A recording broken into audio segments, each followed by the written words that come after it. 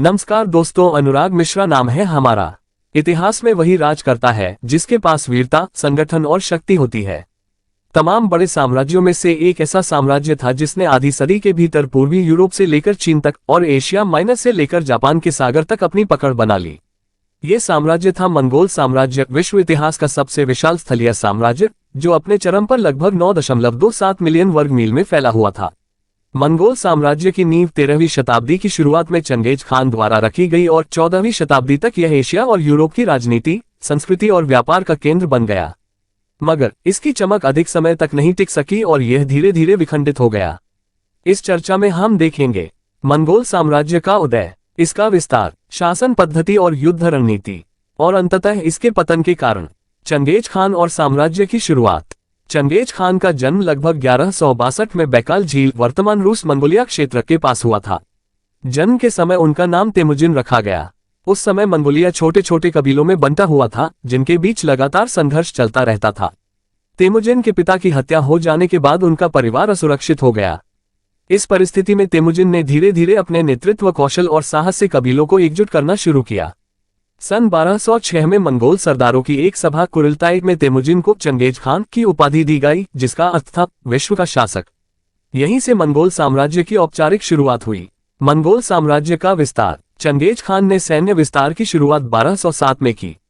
पहले उन्होंने शीजियाक साम्राज्य पर हमला किया और फिर जिन वंश को उत्तरी चीन से खदेड़ दिया। सन 1218 के बाद उनका ध्यान मध्य एशिया की ओर गया।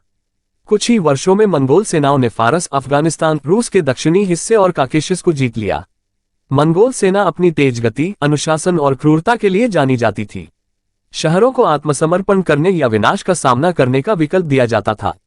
1240 में मंगोलों ने कीव, यूक्रेन की राजधानी, को जला दिया और आगे बढ़ते हुए यूरोप तक पहुंच गए।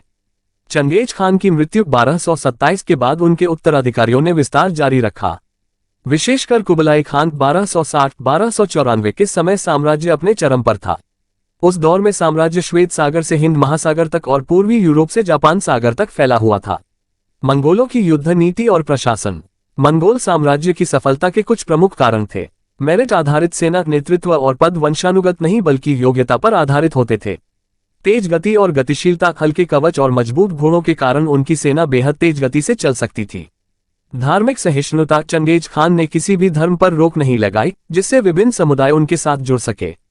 खुफिया नेटवर्क और योजना, जासूसों और संदेश प्रणाली की वजह से युद्ध पूर्व तैयारी अत्यधिक मजबूत होती थी। प्रभावी प्रशासन, टैक्स प्रणाली, डाक नेटवर्क और स्थानीय शासकों के साथ संतुलन बनाने की नीति ने साम्राज्य को टिकाए रखा। मंगोल साम्राज्य का पतन। चंगेज खान ने अपने बेटों में साम्राज्य को विभाजित कर दिया था।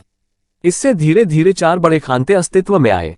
गोल्डन होर्ड रूस और यूरोप का हिस्सा, इलखानते पश्चिमी एशिया, चगताई खानते मध्य एशिया, युआन राजवंश चीन। कुबलाई खान की मृत्यु 1294 के बाद महान खान की उत्तराधिकार प्रक्रिया विवादित हो गई और साम्राज्य स्थायी रूप से टूट गया।